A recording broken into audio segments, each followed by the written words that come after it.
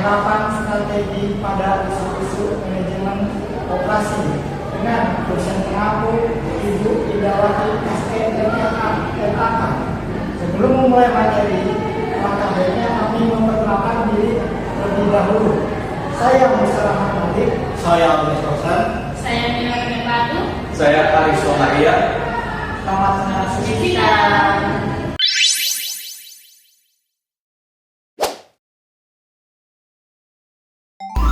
Pengantar manajemen strategik. Manajemen strategi adalah hal yang penting yang harus dipahami setiap pengusaha untuk menyesuaikan kekuatan internal perusahaan dengan peluang dan ancaman dari luar. Konsep ini terus berkembang, tapi intinya tetap sama. Menurut para ahli, manajemen strategi adalah proses yang mencakup seperti menentukan visi dan tujuan perusahaan, lalu menyusun strategi, kemudian melaksanakan strategi, dan yang terakhir mengevaluasi dan melakukan penyesuaian. Tujuannya agar perusahaan bisa mencapai target yang telah ditetapkan secara efektif. Selanjutnya yaitu 9 utama manajemen strategik. Yang pertama adalah menyatakan misi perusahaan. Yang kedua, analisis internal dan eksternal. Lalu menilai lingkungan kompetitif. Selanjutnya menentukan pilihan strategi. Kemudian evaluasi opsi strategi. Selanjutnya menetapkan target jangka panjang dan tahunan. Lalu implementasi strategi. Selanjutnya menyesuaikan struktur organisasi, dan yang terakhir evaluasi hasil dan perbaikan. Berikutnya ada perspektif manajemen, di mana dalam organisasi pelaksanaan strategi butuh kerjasama antara pembuat strategi dan manajer di berbagai level. Kalau manajer tidak dilibatkan dari awal, maka bisa muncul atau timbul masalah seperti kurang paham atau tidak setuju dengan strategi yang akan dibuat nanti. Dan supaya strategi berhasil, ada beberapa hal penting yang harus dilakukan. Di sini ada 13. Yang pertama, menetapkan tujuan tahunan yang jelas atau SMART. Yang kedua, membuat kebijakan yang sesuai dengan strategi. Yang ketiga, mengatur dan membagi sumber daya dengan tepat. Yang keempat, menyesuaikan struktur organisasi jika diperlukan. Yang kelima, melakukan restrukturisasi bila dibutuhkan. Yang keenam, mengatur sistem reward dan sistem insentif agar mendukung strategi. Yang ketujuh, mengurangi resistensi atau penolakan terhadap perubahan. Yang kedelapan, menyesuaikan kemampuan manajer dengan strategi. Yang kesembilan, membangun budaya organisasi yang mendukung strategi. 10. Mengembangkan fungsi SDM atau rekrut, training, dan lain-lain. Yang ke-11, menyesuaikan proses produksi atau operasi. Yang ke-12, menghentikan program yang tidak relevan. Yang ke-13, mengaitkan kinerja dengan sistem pembayaran. Berikutnya adalah kebijakan atau policy. Kebijakan berfungsi sebagai pedoman dan prosedur operasional yang menentukan apa yang boleh dan tidak boleh dilakukan dalam organisasi. Contoh, penerapannya meliputi kebijakan larangan itu merokok di area kerja dan pembatasan akses internet untuk kepentingan non-kerja.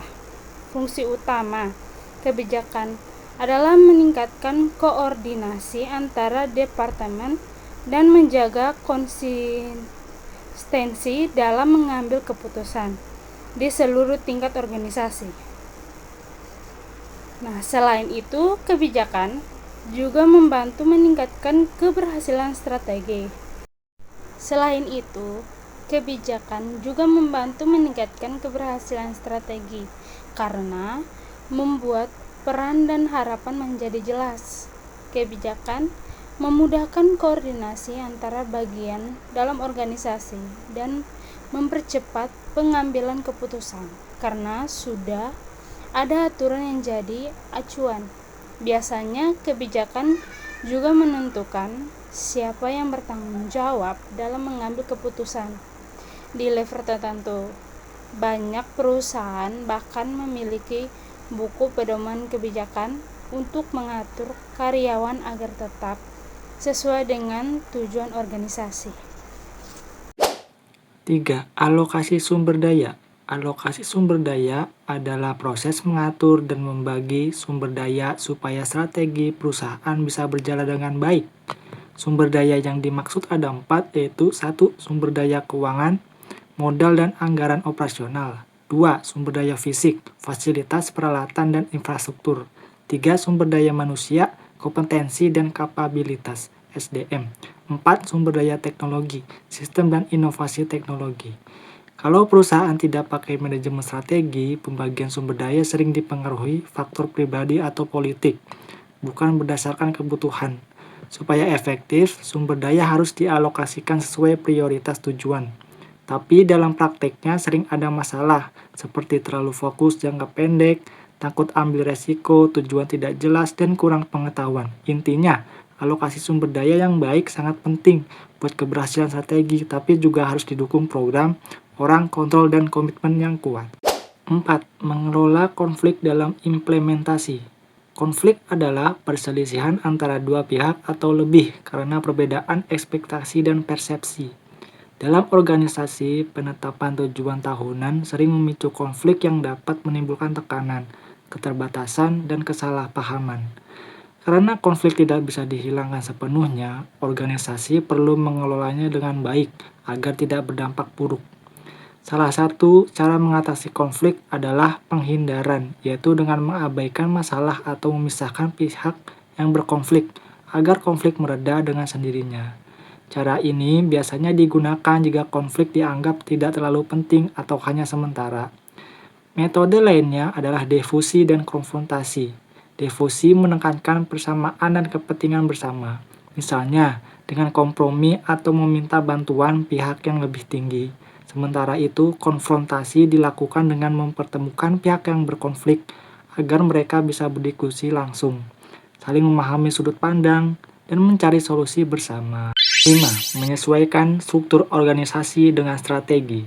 Perubahan strategi biasanya diikuti perubahan struktur organisasi, karena struktur menentukan cara tujuan dan kebijakan dijalankan, serta bagaimana sumber daya dialokasikan. Kalau struktur tidak sesuai, bisa muncul berbagai masalah, seperti pengambilan keputusan yang lambat, birokrasi berlebihan, hilangnya fokus pada pelanggan, serta komunikasi dan kerjasama yang terhambat. Selain itu, tanda lain struktur tidak efektif adalah adanya duplikasi pekerjaan, kinerja yang tidak konsisten, resistensi terhadap perubahan, hingga kesulitan dalam inovasi dan pertumbuhan. Struktur organisasi yang tidak tepat juga menyebabkan ketidakjelasan tanggung jawab, sehingga karyawan bingung dengan perannya masing-masing. Hal ini membuat pekerjaan jadi tidak efisien dan tujuan organisasi sulit tercapai. Karena itu, penting bagi organisasi untuk menyesuaikan struktur dengan strategi agar lebih fleksibel, jelas, dan mendukung kinerja yang optimal. Secara umum, ada 4 jenis struktur organisasi, yaitu fungsional, divisional, strategis business unit atau SBU, dan matriks. Struktur fungsional mengelompokkan berdasarkan fungsi seperti pemasaran dan keuangan, sedangkan divisional berdasarkan produk atau pasar. SBU adalah pengembangan dari divisional dengan tiap unit seperti perusahaan mandiri. Sementara itu, struktur matriks menggabungkan fungsi dan proyek sehingga lebih fleksibel, tetapi juga lebih kompleks dalam pengelolaan. 6. Pendekatan perubahan budaya dan operasi. Penolakan terhadap perubahan bisa terjadi di semua level organisasi saat strategi diterapkan. Ada 3 cara utama untuk mengatasinya. Memaksakan perubahan, cepat tapi sering ditolak. Mengajarkan perubahan, memberi pemahaman tapi komitmennya masih rendah. Dan menumbuhkan ketertarikan serta merasionalisasi perubahan, lebih mudah diterima karena orang merasa diuntungkan. Strategi yang paling efektif adalah yang terakhir karena melibatkan karyawan, memberi motivasi, menjelaskan tujuan perubahan, serta membuka ruang umpan balik sehingga orang merasa ikut memiliki proses perubahan. Organisasi harus terus beradaptasi karena perubahan selalu terjadi, baik dari dalam maupun luar. Perusahaan yang sukses adalah yang mampu menyesuaikan diri dengan cepat dalam lingkungan yang kompetitif.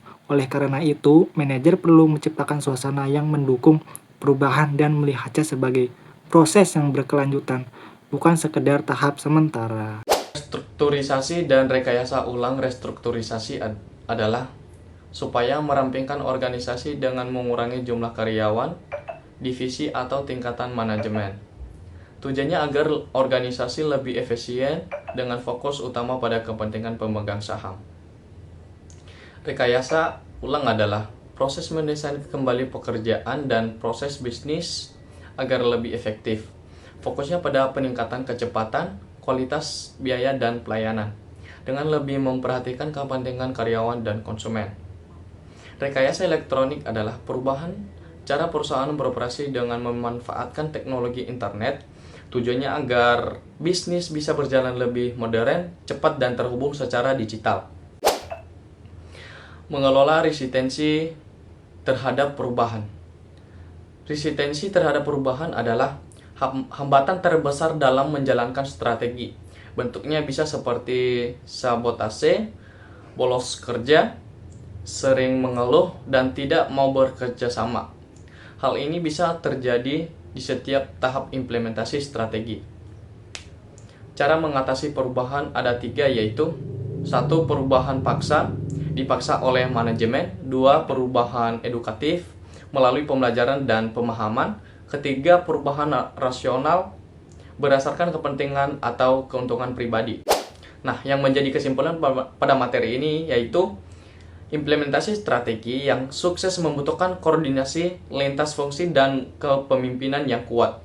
Sinkronisasi antara struktur organisasi budaya perusahaan dan alokasi sumber daya menjadi fondasi utama keberhasilan. Perusahaan harus dipahami sebagai proses keberlanjutan yang memerlukan adaptasi terus-menerus. Keterlibatan aktif semua pihak dalam organisasi merupakan kunci keberhasilan penerapan strategi. Sekian penyampaian materi dari kelompok kami. Apabila ada kekurangan dan kesalahan kata, kami mohon maaf sebesar-besarnya. Wabillahi taufiq wa hidayah. Wassalamualaikum warahmatullahi wabarakatuh.